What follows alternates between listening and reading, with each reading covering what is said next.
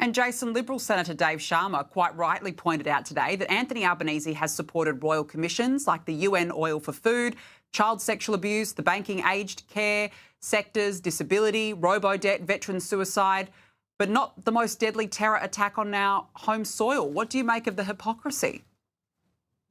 Yeah, it kind of sticks out like a sore thumb, doesn't it? I mean, Tony Abbott showed what leadership actually is when he was Prime Minister, and in that interview we just did with you, Danica, Anthony Albanese is demonstrating how in 2 years Australia has gone from one of the most peaceful, law-abiding countries in the world to hosting the second worst attack on an ethnic minority in the world of this century.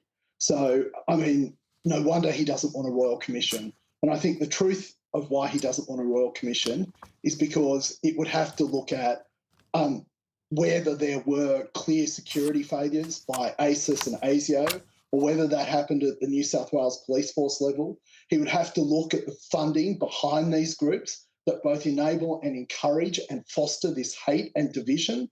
And he knows that the Sunrise Foundation gets a lot of its money from the same people, and they're the people who fund a lot of the union movement in Australia. And he knows that a lot of the groups that are operating on university campuses across Australia have very close ties to the union movement and to the Labor organisation, and he doesn't want any of that exposed. So he has to take the political hit rather than risking the truth being exposed. Well, that's it. And in the end, this is not about a witch hunt. This is about making Australians feel safe. It's about making Jews feel safe. At the very least, call a royal commission seriously. I want to get your comments on this. Labor has today announced a tightening of travel regulations, of course, after Minister Annika Wells spent $100,000 on flights to New York on the taxpayer dime, a trip to Paris, Thredbo, sports, grand finals, that's just to name a few. The changes include all families travel in economy, reunion travel restricted to Canberra and electorates, and spouse travel only when they have been invited to an event. Nicole, will this appease the public, given there was such furious backlash to those revelations?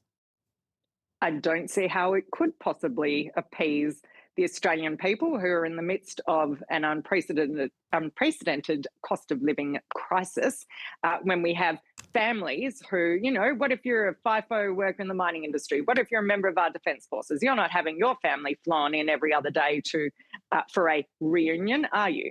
It is just so out of step with the reality of day-to-day life for Australian families that it has to change. And once again, we are seeing weak leadership from Anthony Albanese, because the gold standard when it comes to changing public perceptions and needing to shift parliamentary entitlements with the times comes from John Howard when he abolished the parliamentary pension, and also from Tony Abbott when he abolished the ability of MPs and senators to employ their family members, including their spouses. So there are leaders who have done the right thing. Anthony Albanese is not one of them. This Prime Minister has to go. He has let the Australian people down so badly. Yeah. As we've just discussed, in the most distressing way over the past week and a half. But this is just another example of his weak leadership. Absolutely, because it didn't pass the pub test from the very beginning. I don't think this goes far enough. Jason, we're almost out of time. But, do you think that these changes go far enough? I know we need to get rid of all these sort of special little bonuses on the side. If people want to, fly their family in, they should do it on their own wages. I disagree with you, Nicole, on one thing. I don't want to get rid of Anthony Albanese. I think our best chance of winning government is against Anthony Albanese. So I hope the Labor Party keeps him there right up until the next election.